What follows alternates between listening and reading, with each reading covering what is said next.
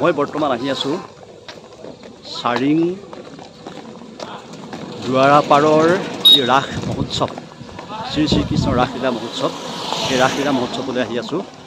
মই ৰাইজক দেখাম ইয়াৰ পৰিৱেশ, ইয়াৰ পৰিস্থিতি, ইয়াৰ সৌন্দৰ্য, ইয়াৰ একতা, ইয়াৰ ঐক্য।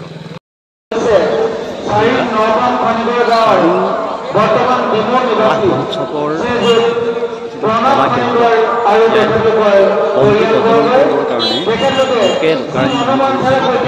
সঁচাকৈ এটাই ভাল লাগিছে মানুহৰ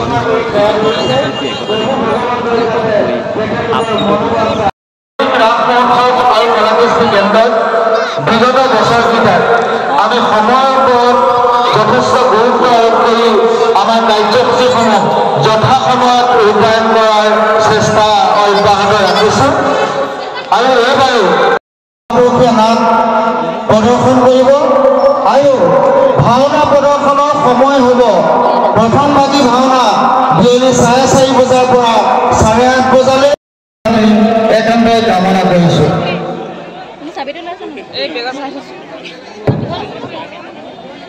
আপোনালোকক জনাব বিচাৰিছোঁ যে আমাৰ চাৰিং ৰাস মহোৎসৱৰ একনিষ্ঠ এজন সেৱক বিশ্বকান্ত বৰুৱাদেৱ, তেখেতৰ যি ব্যৱসায়িক প্ৰতিষ্ঠান সেই ব্যৱসায়িক প্ৰতিষ্ঠানত আজিৰ ৰাস পূৰ্ণিমাৰ পুৱালৈকে এটি অৰিহণা বাকচ গোটেই বছৰ জুৰি থাকে, তাতে বিভিন্নজনে বিভিন্ন সময়ত দক্ষিণা আগবঢ়ায়। মই যোৰহাটৰ পৰা আপোনালোকৰ চাৰিং মহোৎসৱলৈ আহিছোঁ। মই ইয়াৰ যিটো পৰিৱেশটো দেখি এনেকুৱা লাগিছে যাতে আমি আমাৰ অঞ্চলবিলাকত কিয় কৰিব নোৱাৰোঁ, আমাৰ প্ৰশ্ন হয়। বাৰু প্ৰথমতে মই আপোনাৰ সৈতে চিনাকি হ'ম, আপুনি কওকচোন আপোনাৰ পৰিচয়টো দিয়ক। হয়, নমস্কাৰ, মোৰ নাম শ্ৰী মিলন খনিকৰ। হয় হয়, মই চাৰিং ৰাস মহোৎসৱ আৰু কলাকৃষ্টি কেন্দ্ৰৰ সাংস্কৃতিক উপ সমিতিৰ মই সভাপতি। হয় হয় হয়, আপোনাৰ পৰিচয়টো দিব। হয়, নমস্কাৰ, মোৰ নাম শ্ৰী হিমান্ত খনিকৰ। হয়, চাৰিং ৰাস মহোৎসৱ কলাকৃষ্টি কেন্দ্ৰৰ মই সহকাৰী সম্পাদক। মই আপোনালোকক প্ৰশ্ন কৰিছোঁ, এই ৰাস মহোৎসৱ ভাগি কিমান পুৰণি? হয়, আমাৰ মনত হয়তো অলপ আছে যে 1968 চনতে এই ভাগি প্ৰতিষ্ঠা লাভ কৰা, আমাৰ জন্মৰ আগত।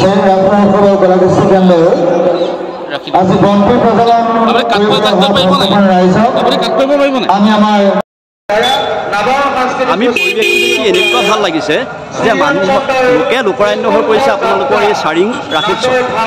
এই সম্পৰ্কত আপোনালোকে মই আপোনাক জনাবলৈ পাই আমি সুখী হ'ম যে এতিয়া প্ৰথম অৱস্থাত আমাৰ চালুকীয়া অৱস্থাত আছিলে এই চাৰিং ৰাস মহোৎসৱ আৰু কলাকৃষ্টি কেন্দ্ৰ। হয় হয়, সেই সময়ত গাঁৱৰ ঘৰে ঘৰে তামোল, বাঁহ এনেধৰণৰ সংগ্ৰহ কৰি খেৰ, টিংপাত এনেধৰণৰ ঘৰে ঘৰে বস্তু মানে আনি পেলাই আপোনালোকে ৰাস উৎসৱ সেই সময়ৰ বোপা ককাসকলে আমাৰ তেনেধৰণে ৰাস উদযাপন কৰিবলৈ মানে প্ৰথমতে সেইটো তেনেকৈ আছে। হয় বাৰু, ঠিকে আছে। এতিয়া আপোনালোকৰ আমি দেখিছোঁ যে বিভিন্ন অঞ্চলৰ পৰা আপোনালোকৰ মানুহ আহিছে। ইয়াৰ যিটো ঐতিহ্যৰ বিষয়ে কিবা ক'ব নেকি? যে যিখিনি আপোনালোকৰ মানুহে এতিয়া চাকি দিছে, কোনোবাই কিবা মনৰ ভাৱ এটা প্ৰকাশ কৰিবৰ কাৰণে আহিছে। গতিকে এই সম্পৰ্কত আপুনি কিবা ক'ব নেকি? হয়, চাৰিং মানে এটা ঐতিহাসিক এডোখৰ ঠাই, বুৰঞ্জী প্ৰকৃত এডোখৰ ঠাই। গতিকে ইয়াত এই মহান অনুষ্ঠানভাগী, এই মহান অনুষ্ঠানভাগীৰ যিটো তাৎপৰ্য আছে সেইটোতো আমি আচলতে কল্পনা কৰিব নোৱাৰোঁ। গতিকে এই যিটো মহিমাই হয়তো ৰাইজক টানি আনে।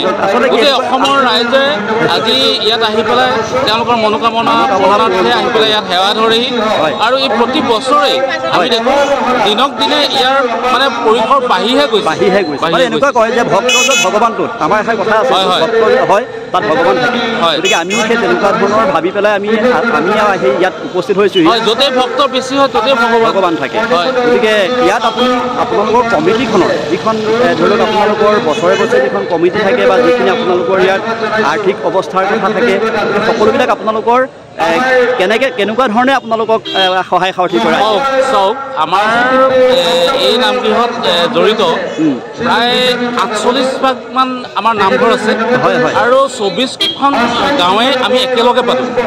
24 আমি প্ৰতিভাগী নামঘৰলৈকে আমি গৈ চিঠি বিতৰণ কৰোঁ আৰু তেখেতলোকক আমি আহ্বান জনাওঁ, তেখেতলোকক আমাৰ ৰাসত সহযোগিতাৰ কাৰণে আমি আহ্বান জনাওঁ। এই আহ্বানক তেওঁলোকে সঁহাৰি জনায়। তেওঁলোকে ইয়াত আহি আৰ্থিকভাৱে, শাৰীৰিকভাৱে, বৌদ্ধিকভাৱে বিভিন্ন প্ৰকাৰে আমাক সহযোগিতা আগবঢ়াই আমি কোনো তেনেধৰণৰ দান বৰঙণি বা তেনেকুৱা ধৰণৰ বৃহৎ পৰিমাণৰ আমি অৰ্থ আচলতে স্বতঃস্ফূৰ্তভাৱে আহি পেলাই তেওঁলোকে দান বৰঙণি কৰে আৰু ইয়াৰ পাছতো আমাৰ 2-3 লাখ টকা আমাৰ ৰাহি হৈ যায়। বাৰু ঠিকে আছে, মই ভালেই শুনিছোঁ। আপুনি কিবা ক'ব নেকি?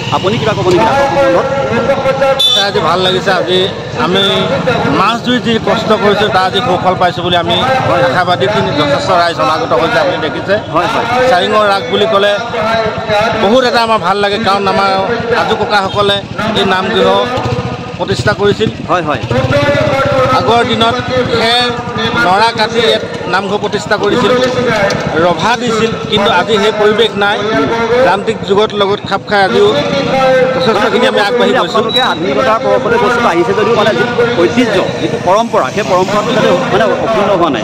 বাৰু আপুনি কওকচোন। ইয়াত এটা ডাঙৰ এটা আমাৰ চাৰিং ৰাসৰ এটা আপোনাক জনাবলৈ পাই সুখী হ'ম। চাৰিঙত এটা বেলেগ আছে, কি বেলেগ ৰাসত কি হয় নাজানো। চাৰিং ৰাসত আমি সময়মতে অনুষ্ঠান আৰম্ভ কৰোঁ। আজি মহাৰাস হ'ব, 5 বজা সময় দিছোঁ, 5:05 বজাত আমি লাইভ কৰিম। পুৰা সময়মতে আমাৰ সময়ত কোনো মানে দিন দেৰি নহয়। কালিলৈ পৰা আমাৰ দুখনিকৈ ভাওনা আছে, 3 দিন হ'ব।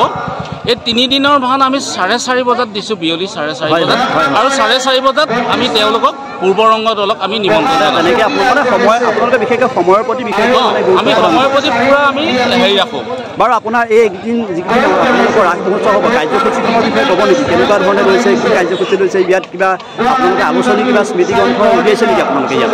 হয়, আমাৰ সোণালী জয়ন্তী বৰ্ষ ইতিমধ্যে সমাপ্ত হৈছে। আমি সেইবাৰৰ আমি কৰি আমি এভাগেই আমাৰ স্মৃতি গ্ৰন্থ আমাৰ প্ৰকাশ কৰিছিলোঁ। আমাৰ যিহেতু এতিয়া 57 বৰ্ষ হৈছে, আমি 60 বছৰীয়া যিটো উদযাপন আমি কৰিম সেইটো আমি ভাবি আছোঁ যে আমি বৰ্ণাঢ্য কাৰ্যসূচীৰে আমি 60 বছৰীয়া এই আমাৰ ৰাস মহোৎসৱৰ অনাগত দিন আহি আছে আৰু আমি ভাবি আছোঁ যে তেতিয়া হয়তো আকৌ এখনি ইয়াৰ স্মৃতি বিজড়িত এখন স্মৃতি গ্ৰন্থ ওলাব আৰু আমি হয়তো সদৌ অসম ভিত্তিত আকৌ এভাগি মানে ভাওনা ইয়াতে অনুষ্ঠিত কৰিম বুলি আমি মানে ভাবি আছোঁ। প্ৰতিযোগিতাও আপোনালোকে কৰিম বুলি মনতে ভাবি আছোঁ। বাৰু যিয়ে নহওক ভাল লাগিলে। মই আচলতে এইটো কাৰণে আহিছোঁ যে এই অঞ্চলৰ যিটো ৰাসৰ যিটো মানে পৰম্পৰা, ঐতিহ্য, এইবিলাক চাবৰ কাৰণে আহিছোঁ। কাৰণ আমাৰবিলাকতো হয়, আমাৰ সৰ্বসাধাৰণতে আধুনিকতাৰ প্ৰভাৱ পৰিছে। মই এতিয়া আপোনালোকৰ কাৰণে প্ৰশ্ন কৰিম যে ৰাস ভাওনাৰ যিটো আধুনিকতাৰ যিটো পৰিৱেশ বেলেগ বেলেগ জেগাত পৰিছে, আপোনালোকৰ অঞ্চলত সেই আধুনিকতাৰ পৰিৱেশটো পৰিছে নেকি? এইটো নাই, আধুনিকতাৰ যিটো পৰিৱেশ মানে অন্য কথা নাই। আপুনি চাব, আমাৰ আজি 57 বছৰ আগতে আমাৰ যিভাগ নাট আছে, সেই নাটত যি গীত মাত আজিও সেই একেখিনি গীত মানে একেখিনিয়ে চলি আছে। আগৰ কিছুমান হেৰাই যোৱা কিছুমান বস্তু, ধৰক বিলাপ, পয়াৰ, মুক্তাৱলী, এইবিলাক কিছুমান বস্তু আমাৰ নাটত হেৰাই গৈছে। এই বস্তুখিনি আমাৰ এই নাট ভাগত আছে। কিছুমানে হয়তো চাই পেলাই বেয়া পায়, কিন্তু আমি সেইবিলাক বস্তু ধৰি ৰাখিছোঁ। আধুনিকতাৰ মঞ্চত চোৱা আমি বিভিন্ন জেগাত চাওঁ ৰাসত মঞ্চ ৰাস আৰু নামঘৰ ৰাস, কিন্তু আমিয়ে ধৰি লওক অলপ মানে বেয়া পাওঁ বা আজিকালি ল'ৰা ছোৱালীয়ে বেয়া পায়। মুকলিত হয়, মুকলিত হয়। আমি মঞ্চ এতিয়ালৈকে ব্যৱহাৰ কৰা নাই। ইয়াত মুকলি ৰাস হয় আৰু সকলোৱে আধ্যাত্মিক বিজড়িত হয়। আধ্যাত্মিক বিজড়িত বাকী নাট যদি আমি ৰাস যদি পায় চাৰিং ৰাসত আপোনালোকে পাব। তাত মানে সম্পূৰ্ণ ঐতিহ্যৰ মানে আমি পুৰণি যি পৰম্পৰা আমি ধৰি ৰাখিবলৈ যত্ন কৰিছোঁ।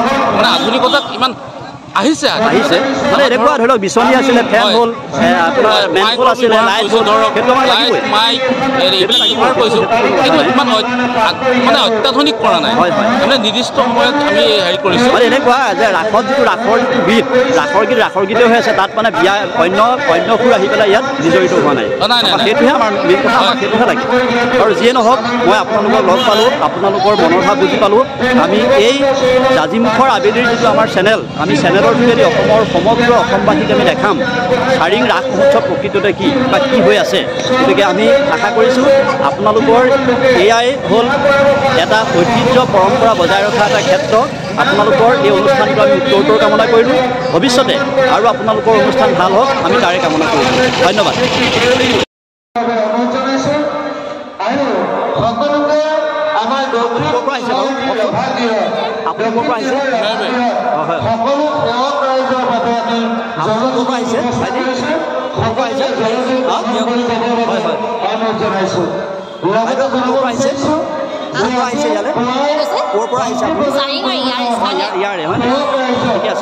জলযোগৰ ব্যৱস্থা কৰি সেৱা ধৰিছে নগাঁও খনিগাঁও